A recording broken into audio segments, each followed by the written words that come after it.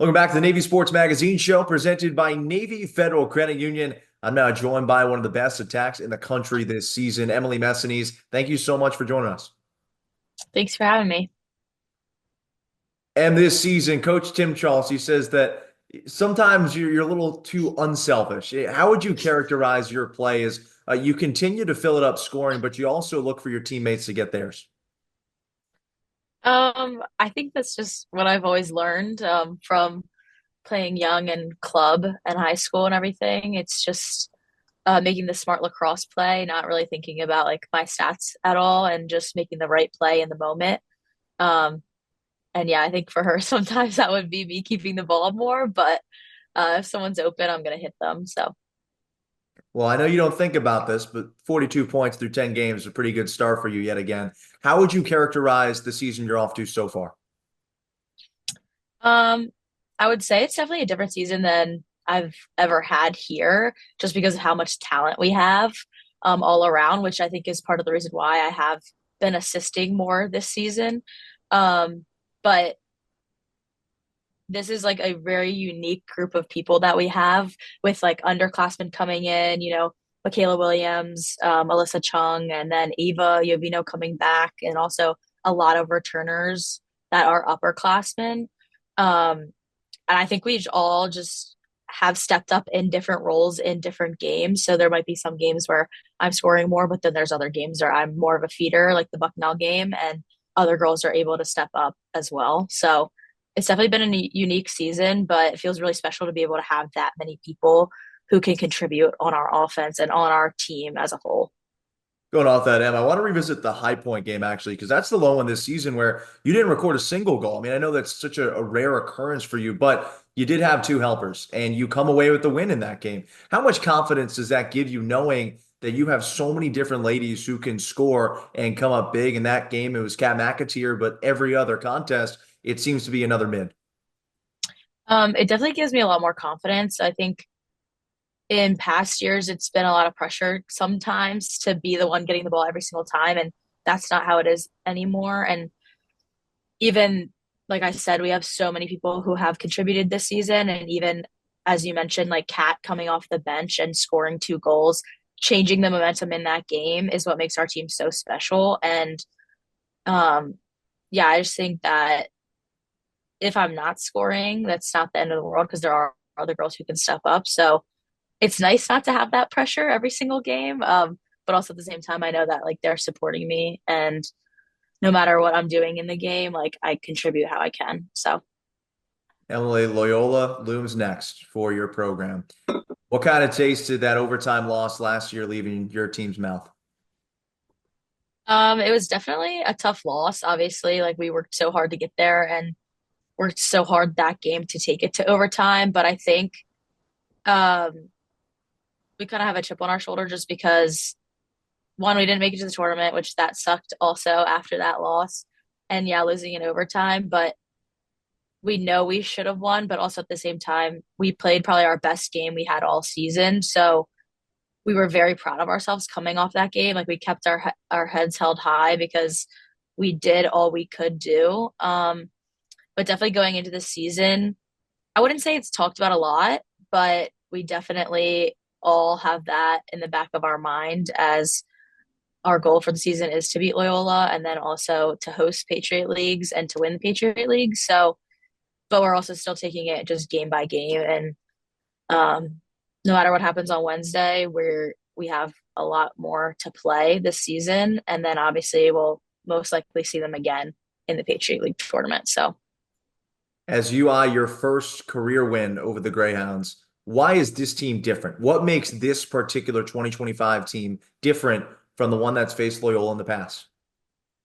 yeah, as I mentioned before, we just have so much talent and we're very dynamic in different things people bring to the table. And I think a lot of us bring multiple facets to the game. So, as we mentioned, like not just scoring, but also feeding. And every single scorer on our team can also feed. And that's what makes every single person a threat. And um, especially on the offensive end, there's not one player who is much better than another. So like a team could try to like lock off one girl or two girls, but there's six or five other girls who are able to do the same thing, are able to score as much and are able to feed or facilitate the offense.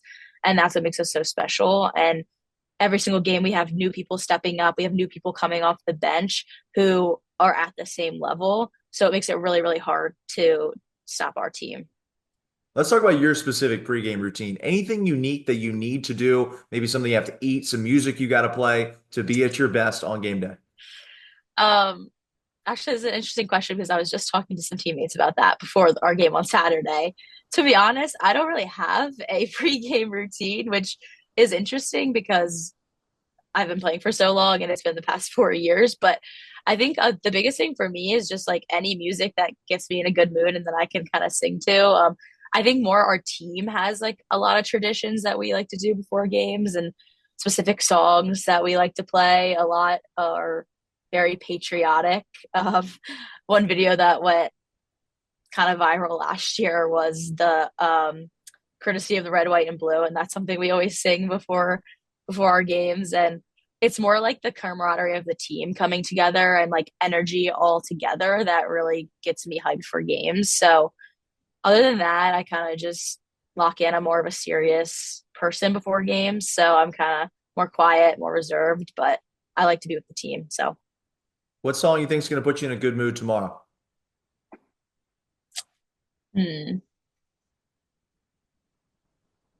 I don't know. I feel like I do like listening to my goal song before games. It gets me in like a good mindset. So that's "Bust a Move" by Young MC, which is kind of a throwback, but just definitely gets me in that mindset. But like I said, like we have some very good playlists on our team, good girls who are into all the music and just get us going before games. So yeah, I think more just whatever is on, just being with the team is what gets me in the good headspace. Now, Emily, I know it's a little early for this question, and I'm sure this is not the last time we'll be talking, but you and your sister, lacrosse has been your life. I mean, she's at Rutgers, you're at Navy, and your journey's winding down. I mean, have you gotten a chance to take time and reflect on just all that you've accomplished at the academy? Yeah, it's definitely been bittersweet. And definitely before games, especially at the stadium, I get a little bit emotional thinking about how some of the memory, like these are going to be some of our last memories, like in the locker room with these girls, um, after the season's over. So I feel like I have definitely been reflecting.